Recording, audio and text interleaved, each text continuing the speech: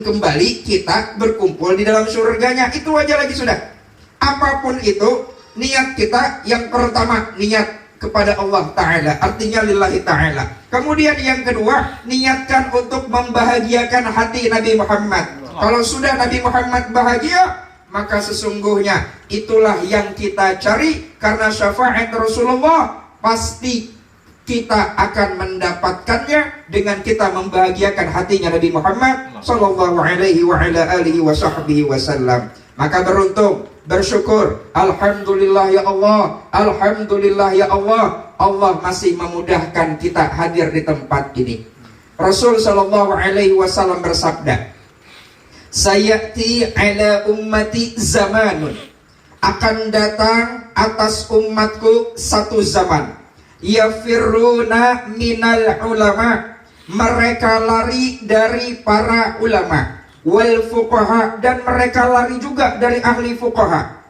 Kemudian Rasul lanjutkan hadis tersebut, fayabtaliyahumullahu bisalasati baliyat. Apabila orang itu lari dari para ulama, lari dari para ulama kayak apa? Mun ada Habib lari kah? Kada.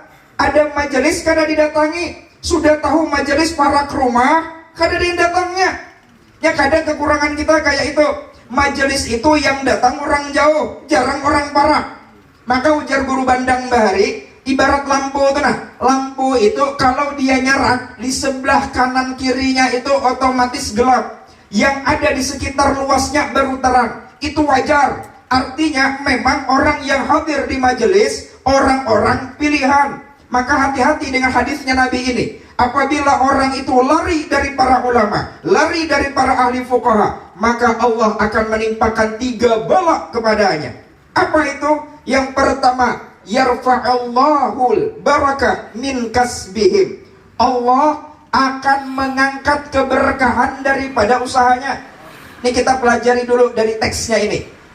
Dalam hadis ini Rasul mengatakan yarfa'u. Di sini fi'lul mudhari'. Kalau kita pernah belajar ilmu sharaf, fi'il mudhari' ini adalah fi'il istimrar, di mana istimrar yang artinya terus menerus. Sampai kapanpun pasti dikerjakan, sampai kapanpun pasti terjadi. Artinya orang yang jauh daripada ulama, yarfa'ullahul barakah min kasbihim.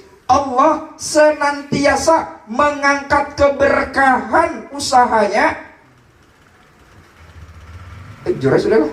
Allah mengangkat keberkahan daripada usahanya. Nah, yang gugup kayak itu biar. Allah mengangkat keberkahan daripada usahanya. Kalau kita pikir, banyak di antara kita ada orang yang sugih, tapi orang itu jauh dari para ulama. Tidak akan ada keberkahan dalam usahanya. Orang itu kaya, maaf, kekayaan tidak menjamin seseorang mempunyai anak yang soleh. Kekayaan tidak menjamin anaknya beriman. Kekayaan tidak menjamin anaknya sukses. Tapi pada saat orang ini, orang tua ini soleh, dekat dengan ulama, walaupun dia tidak kaya, walaupun dia tidak punya usaha, fa insya Allah anaknya pun akan menjadi anak yang sukses. Maka kembali lagi, Allah akan mengangkat keberkahan daripada usahanya. Contoh ya, ini ada orang ini biasa aja tapi rajin hadir majelis. Bini sidin 2, anak sidin 4, bini pertama dapat 3, bini kedua dapat 1, 4 arisan sebulan 1 juta. Gaji sidin 3 juta aja, tapi bisa hidup. Anak makan nyaman, anak masih kawa makan ayam goreng nyaman, makan minum es krim bisa. Bini bisa menukar baju. Artinya keberkahan ada di pihak yang pertama. Ada lagi yang kedua, orangnya usaha banyak, bininya seikung aja, tapi pedicure-nya banyak, skincare-nya banyak, duitnya gaji 10 juta. Ujar bene, wahai suamiku, aku minta duit 8 juta. Pusing kepala pian. Kenapa? Karena takut lawan bini. Dan orang ini otomatis kada pernah hadir majelis ilmu. Kalau orang ini tidak pernah hadir majelis ilmu, maka Allah akan mengangkat keberkahan daripada usahanya. Jadi beruntung kita, Allah masih mudahkan kita hadir di tempat ini. Coba kalau kita pikir, ada orang itu dia mungkin tidak punya usaha, tapi dia dekat dengan ulama, betakun lawan guru, Abuya, Habib, ulun ini kada diisi usaha di pai. Ulun ini bingung sudah berusaha macam-macam, kenapa kada kawa lancar juga. Nah, karena kita dekat diberi sidin amaliyah. Nih amalkan inilah solawat, jangan tertinggal. Solat jangan tertinggal. Terkadang kesalahan kita, maaf, kita ini betul pengrajin majelis, tapi pada saat adzan berkumandang, Allahu Akbar, Allahu Akbar, karena dulu, nanti dulu. Nah, wajar kalau Allah mengangkat keberkahan usaha kita. Itu panggilan, bukan panggilan muadzin. Itu panggilan adalah panggilan Allah. Pada saat kita dipanggil Allah, maka Allah pasti mengabulkan apa yang kita pinta. Contoh, ini kita nih sebagai ajudan atau sebagai anak buah, bos manggil, "Oi, Ikam sini dulu." "Siap, bos." "Oh, senang bos tadi." "Ih, bagusnya pang anak buahku nih. Ikam kerjakan ini." "Siap, bos." Setiap bos memanggil, segera dia. Pada saat bos tadi memanggil, kita segera memenuhi panggilannya, maka bos pasti bertanya, "Ikam hendak apa?" Nah, nyaman kalau kayak itu juga Allah Ta'ala ujar Allah, "Wahai fulan, wahai hambaku, Ikam hendak apa?" Ikam sudah memenuhi panggilan kok. Maka pada saat kita berdoa, disitulah doa kita pasti dimustajab oleh Allah Ta'ala. Dengan berkah apa? Dengan berkah ulama kita tahu agama. Kayak itu. Pada saat kita sudah dekat dengan ulama, pasti paham akan ilmu agama, dan kita tidak meninggalkan akan ilmu agama. Kami diisi kawan pian. Sekitar 1 bulan yang lalu me-WA.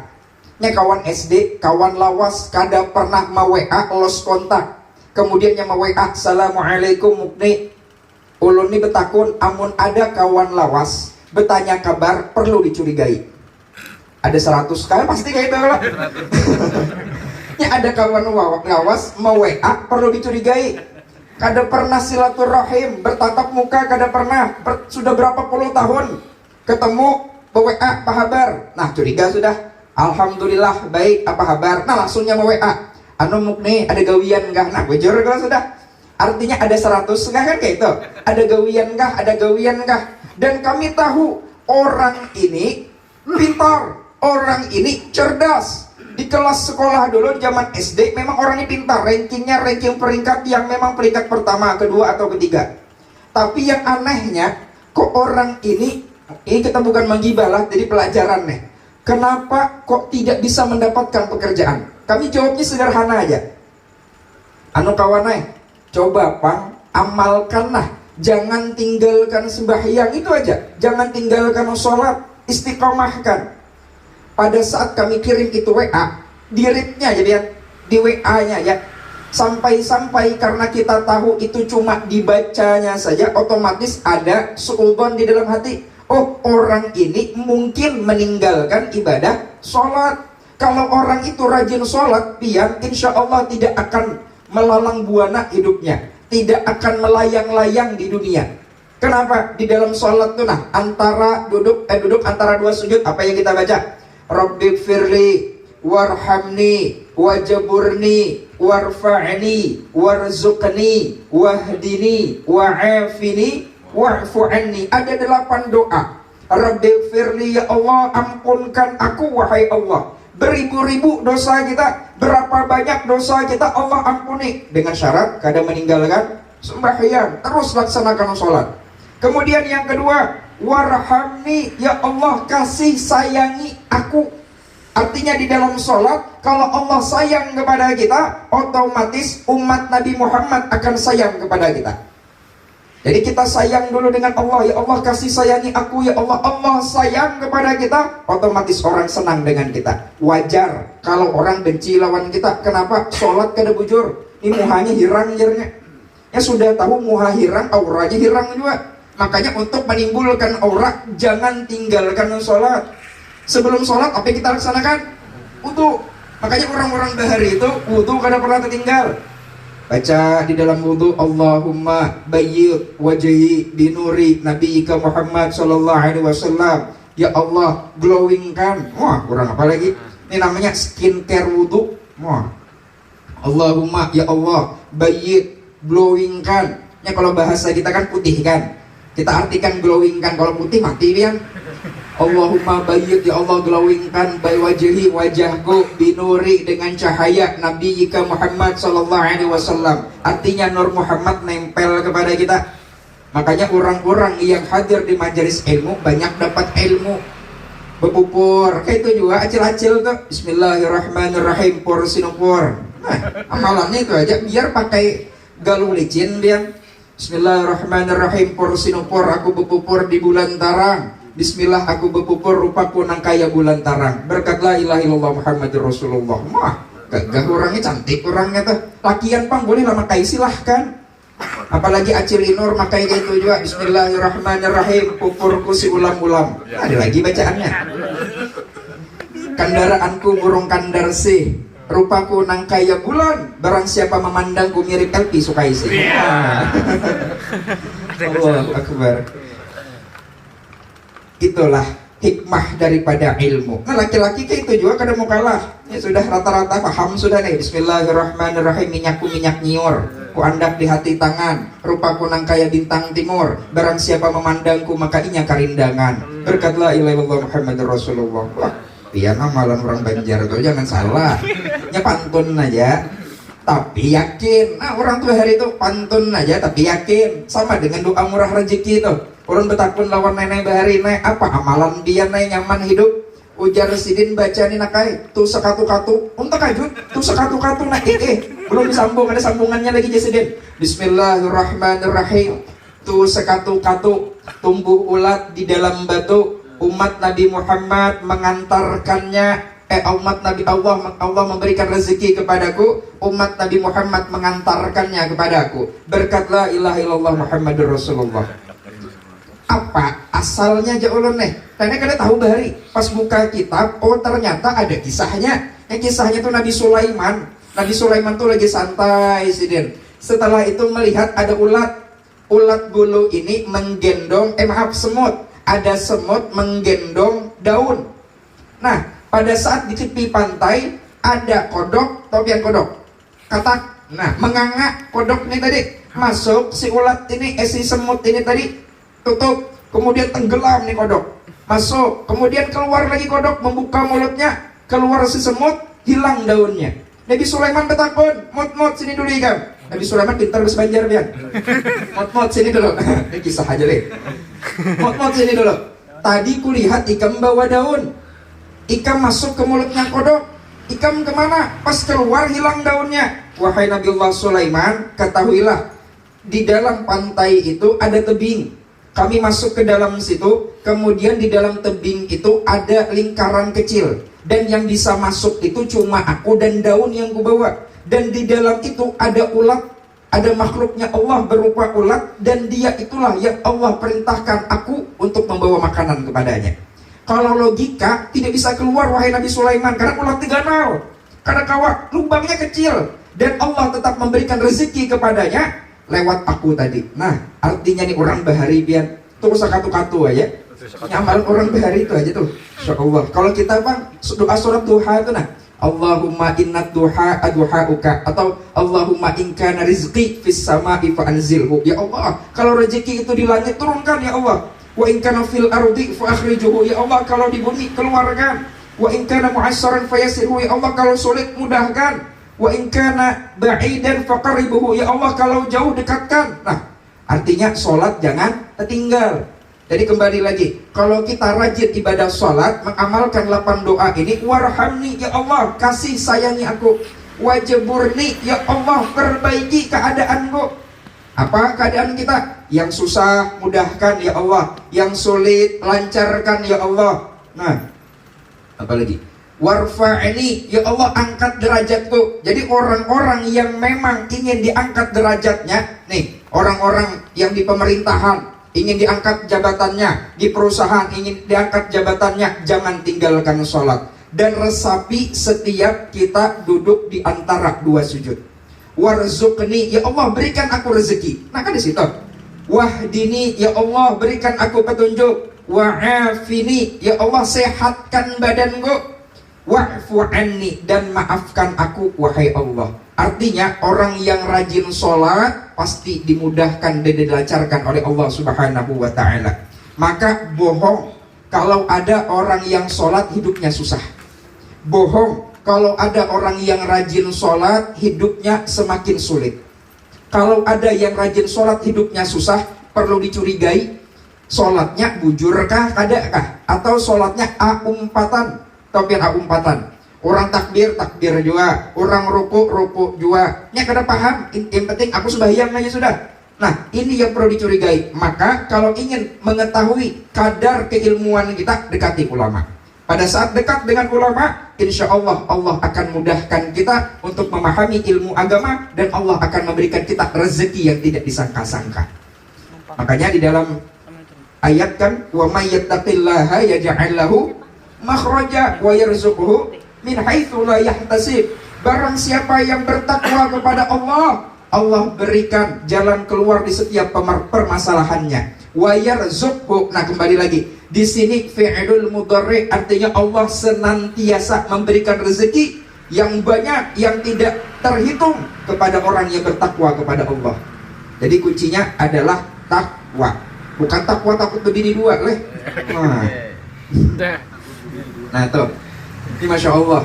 Jadi kuncinya jangan jauhi ulama. Pada saat kita dekat dengan ulama, insya Allah usaha kita akan berkah.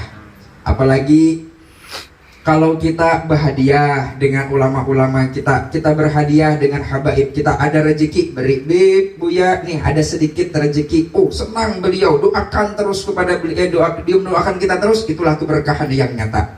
Maka itu berkah daripada kita dekat dengan ulama. Dan satu lagi, jangan tinggalkan zikir kita kepada Allah. Dulu dia di dalam kitab, asik jam 9 sudah.